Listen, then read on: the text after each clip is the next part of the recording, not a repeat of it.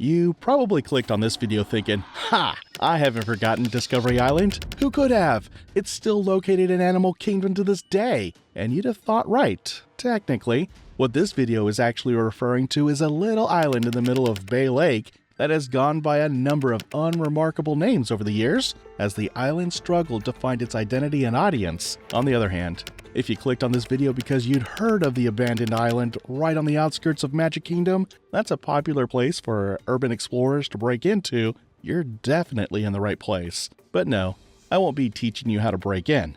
Doing so would be very illegal, and while those urban explorer videos are super rad to watch, you're more likely to get eaten by a gator on your adventure than you are to actually go viral. So remember, no matter what I tell you here, you definitely must not, under any circumstances, try to go urban explore the super cool abandoned Disney park. If you want an Indiana Jones adventure, you're gonna have to settle for the one in Disneyland, Tokyo Disneyland, or the future Tropical America's expansion in Animal Kingdom. Sorry, but I don't make the rules. If I did, the Galactic Star Cruiser would never have closed. Now, transport yourself back with me to the year 1971. You were one of the first visitors to the brand new Magic Kingdom, Walt's ultimate vision of magic, and are now riding upon a ferry boat with the glimmering castle fading in the distance behind you as the sun sets. As you recount your fun-filled day at the most magical place on Earth, you can't help but feel like something was missing. The park ticket in your hand cost you about $21 in modern currency, and you can't help but wonder, was it worth it? A whole theme park for $21? No, there must be more out there. It's as you look out to the horizon and see the wonderful little islands of the lagoon pass you by that you realize what you're missing. A tiny zoo.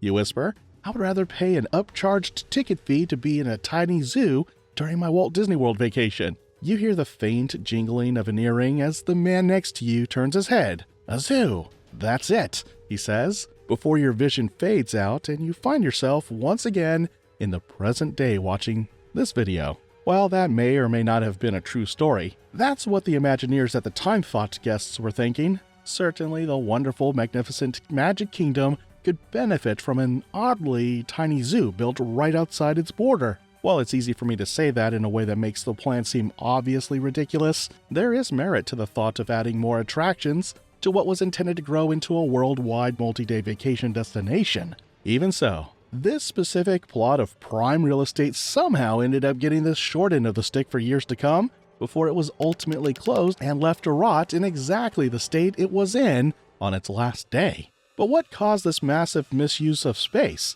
Why did the property have approximately 20 names before it closed? Do the zoo animals still live there today? And why does the island sing to me the siren song of a trespassing adventure? In this video, we'll unveil all of the mysteries of this tiny, unassuming island that stands in the shadow of Cinderella's castle. Before passing away in 1966, Walt Disney embarked on a journey to build the ultimate land of dreams, a Disneyland without boundaries and with endless potential. Just kidding. He actually wanted to build his own empire, the original concept of Epcot that consisted of a futuristic city ruled by the King Mouse himself. But questionable governing decisions aside, as we all know, that ambition led to him purchasing a plot of land that spanned 43 square miles, a space larger than the city of San Francisco. But Uncle Walt was a perfectionist, and he wouldn't purchase just any land. It had to be perfect, it had to inspire, and it had to match his vision. While that may seem an impossible feat for the expansive swamplands that dominate Florida's terrain, there was absolutely something about this spot that caught his eye.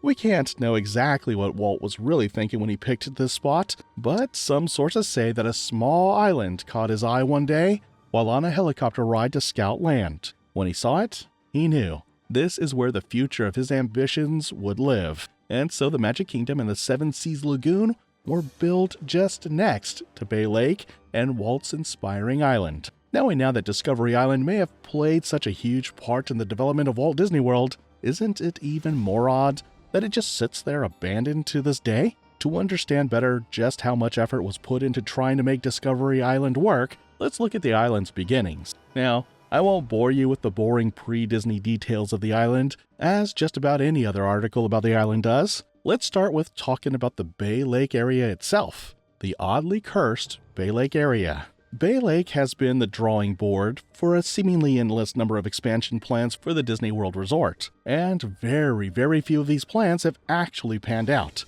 All of this lucrative lakefront Florida real estate just sitting there, vacant. If an abandoned zoo island sounds creepy to you, imagine how creepy all of that missed income must be to the Disney bean counters. Time after time, they have tried to utilize it, but all attempts have been foiled by some greater force. For many years, Disney attempted to expand the Fort Wilderness and Wilderness Lodge area into its own frontier-themed experience. Unique attractions and shows were intended to turn this area into a gate of its own. As the Disney parks are often referred to, even though it was intended to be an experience outside of the parks. Those expansion plans were thwarted numerous times by CEO swaps and catastrophic economic downturns. The one notable expansion of the frontier area that was finally completed was River Country, a moderately sized water park that fed its pools and slides with water straight from Bay Lake itself. After hearing that fun fact, you can probably guess what this fun little area's fate was. While I cannot confirm nor deny the presence of brain-eating bacteria in River Country,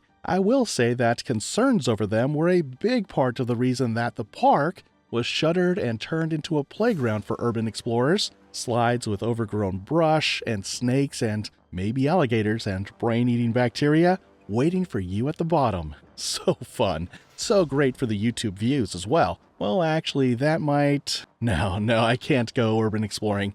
Snap out of it.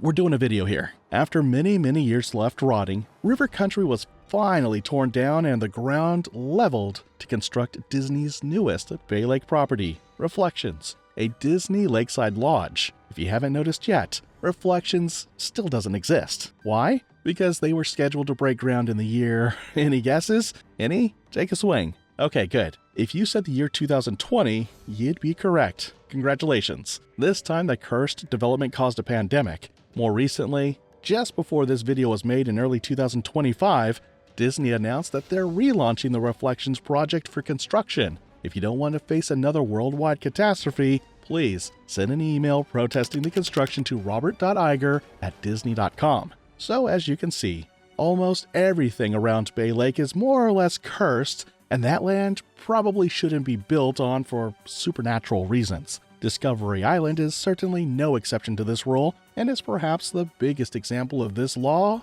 of the land. Now, let's talk about the particular struggles of the island itself. As I mentioned earlier, Discovery Island was the victim of uncertain identity and went through many iterations before it finally shut down after 25 years of tumultuous operation. The island's first name under Disney ownership was Blackbeard's Island, and was, as you probably guessed, intended to be a pirate-themed attraction, similar to Tom Sawyer's Island in Magic Kingdom, or even more closely, Pirate's Lair in Disneyland. Blackbeard's Island was intended to be a recreational location, though on a much larger scale. At 11.5 acres, the island was intended to include sprawling paths through the local forestation, lakes, waterfalls, a frontier-themed fort, a cave, an inn-themed restaurant, and a life-size pirate shipwreck on the shore. At some point along the way, Disney remembered that they love IP tie-ins and decided to rename the island to Treasure Island after their 1950 film, and the island was promoted as such for years during its planning and construction, showing definite plans to construct these movie-inspired fixtures past just the initial brainstorming. Before construction got very far though, the curse struck and America was struck by the OPEC oil crisis. In those days, air travel was not yet nearly as widespread as it is today, and most guests were unable to afford the drive all the way down to the middle of nowhere in central Florida. As such, all construction projects were halted or severely pivoted. This was when Treasure Island pivoted to its next form, a bird sanctuary. Well, something like that. Plants of various types from all around the world were flown in to decorate the island and provide a more natural-feeling home for over 600 birds of varying types. The pirate-themed buildings were mostly scrapped and replaced with enclosures and small cabins. However, a few elements remained: pirate-themed cast member outfits and a small fake shipwreck along the island's shore. And this is the state in which Treasure Island opened to the public on April 8th, 1974.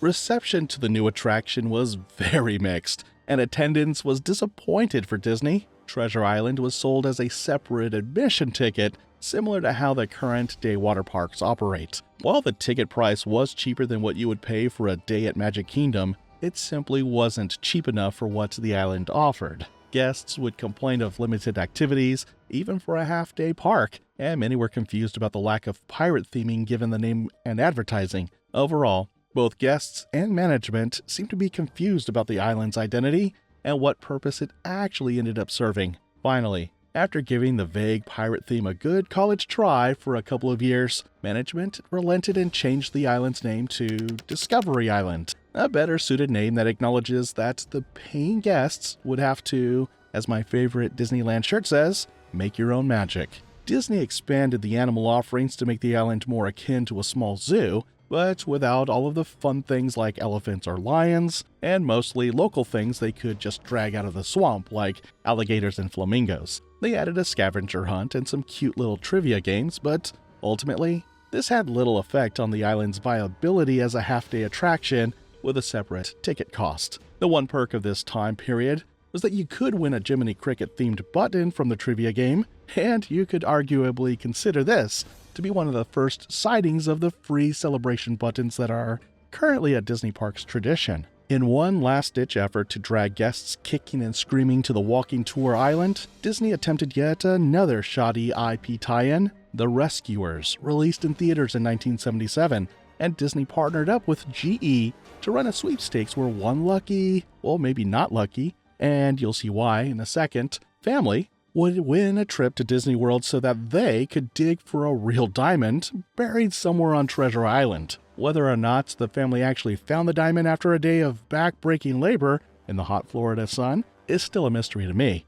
as I have yet to find any sort of proof that it happened. You would think that Disney would have a field day with a family digging up a $25,000 diamond on their property, so I find it quite suspicious that there doesn't seem to be a single picture out there of young Jimmy from Wisconsin, dirt smeared all over his sunburnt face, holding up a cartoonishly large diamond. My only conclusion is that whoever won this sweepstakes was digging from sunup to sundown with no results to be had. This could possibly mean that the diamond still exists somewhere, buried within the rotting infrastructure of Discovery Island, just waiting for some adventurous YouTuber to unearth. Anyway, buried treasure aside, Discovery Island changed very little after that promotion, and attendance continued to fall. It was around this time that a Disney legend appeared and put the final nail into the coffin of the unfortunate attraction. Imagine, it's April 22nd, 1998. You're back in Florida again, excited to experience yet another grand opening for a new Walt Disney World theme park. That's when you see him.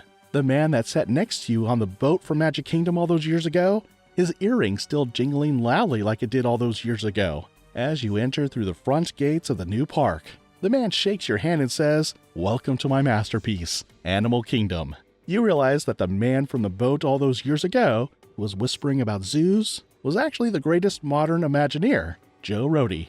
You gave him the idea for Animal Kingdom, and now all of your vacation dreams have been fulfilled. Yes, Animal Kingdom was what finally put Discovery Island out of business for good, drawing all remaining guests away to the similar but better offering and forcing it to close on April 8th, 1999. Ironically, Animal Kingdom is essentially just a larger version of Discovery Island, retaining a lot of the same identity, purpose, and half-day park entertainment issues. But that's a rant for another video. So what do you think? Would you have wanted to visit Discovery Island? Would you have agreed with the critics? Have you been urban exploring before? Do you have any tips on where to find the hidden sweepstakes diamond? Everyone experiences Disney World differently, and I know that I personally enjoy the laid-back sightseeing attractions during a break day on a long trip. Hey, having options is generally a good thing for a multi-day vacation destination, but was this worth the effort? It all boils down to a matter of opinion, and I would love to hear yours. Leave your thoughts down in the comments, and I'll see you in my next video, tentatively titled Disney's Forgotten Treasure. I get arrested for trespassing while live streaming my attempt to dig up treasure on private property.